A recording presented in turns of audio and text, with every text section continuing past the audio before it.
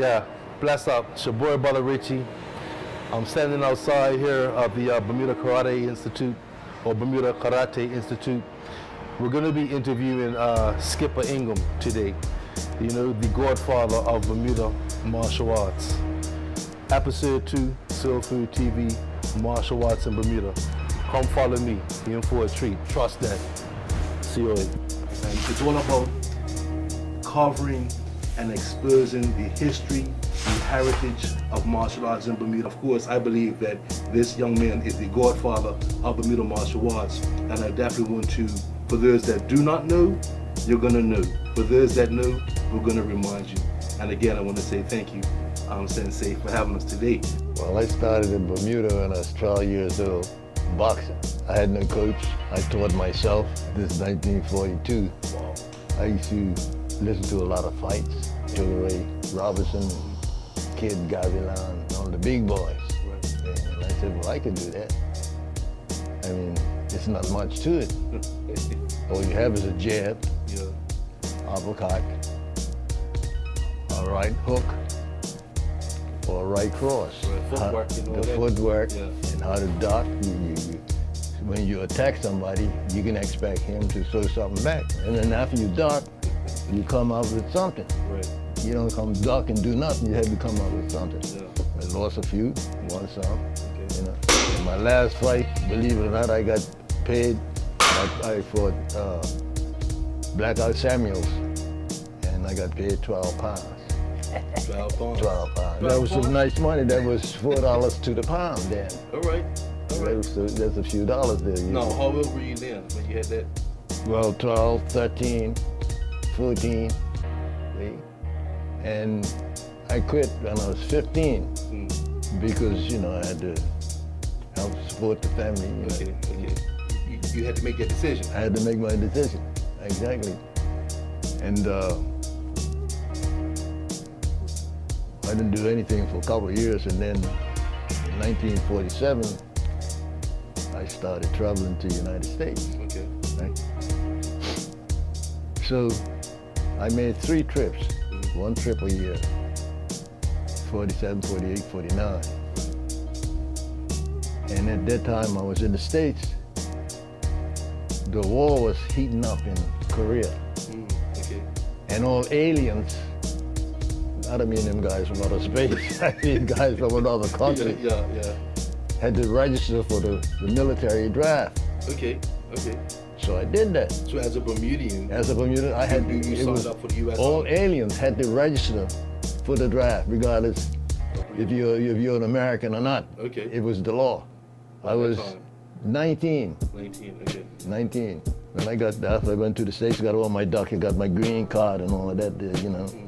I got a letter from Harry S. Truman. He was the president then. History. He says, the letter says, you must report to Fort Devens, Massachusetts, on a certain date. And I was there. Right. So at that time, were you skipper yet? No, I was a skipper. So how did that, now that's a nickname that was given to you? Yeah, it was a nickname given to me because when I got discharged from the Army, I went to the U.S. Coast Guard to see if I get mariner's documents. They call it seaman papers. And at that time, shipping was pretty bad. Okay. Couldn't ship out. But since the war was getting hot over there, then that spurred the shipping industry. Right. I finally got a ship. I got a berth on the Flying Enterprise's second freighter, right? 10,000-ton freighter. Wow. We went on the coast to pick up military cargo, which was guns and bombs and bullets and all that, you know, to take over there to Yokohama, Japan, right? Okay. And I went ashore, and this is where I saw karate. So, look at this here, I like this. Someday I'm gonna get into it if I ever come to the States. Right. You know, I made 3 trips around the world. Wow. 5.5-month trip going around the world. And coming back, we had me and another guy aboard the ship had a little disagreement. A little disagreement. Yeah. Okay. The guy beat me up, man. Oh. Yeah. Okay. What did he boxing skills? Hey man, it's a different thing now. You're a street fighter when you're fighting somebody with no rules or nothing like that. It becomes a street fight, right? Right. And the guy he hit me and I knocked out, and that was the end of that. So I says, I got to do something. I got to go back to boxing or do something. I got to learn how to defend myself. I was in New York one day walking around, and I happened to look up and I see this school, karate school. And that was Peter Irvin, Sensei Irvin, my first teacher. Right. How I got into the martial arts. You didn't get your nickname? No, I got my nickname by being aboard the ship, because I always wore a captain's hat. Okay. What I would do, I would stay on the beach, like off the ship. That's what sailor says. Okay. On the beach. I would stay for 7 months, and then I go ship out again. Right. Ship out for about 6-9 months, come back, be on the beach for about another 6 or 7 months. Right. Then I go back to karate school, and this is how I got involved in the martial art.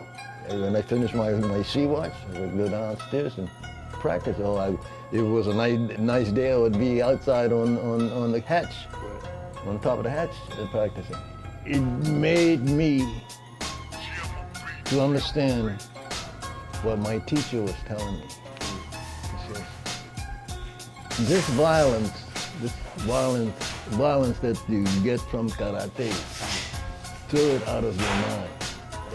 People of other races that practice martial arts, did you find that there was more of a camaraderie? It was a camaraderie thing with all of the students in the dojo. They were brothers. Right. Even the black and white people that were against my race of people, I still respected them because his mind is not where it's supposed to be.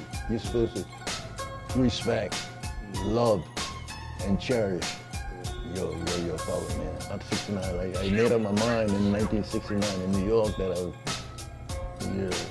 1970 I'll be going back home to Bermuda. I always made up my mind to come back home to Bermuda. I didn't want to live out there for the rest of my life. This is my home. I love my country. And at the time, Christina was my student, and she says, "Can I go?" I says, this means marriage. So that's what I did. I said, okay. That kind of makes another question because Christina was a white woman. Yeah, is a white woman. But then you hear about stories about how other people, as far as people outside of your union, would view an interracial couple. So how was that? Don't talk to those people because we know where they're coming from. Right. So I'd be the one to have any kind of conversation with people like that. Yeah. Right. Because of their mind is set on what they believe and what they think. Right.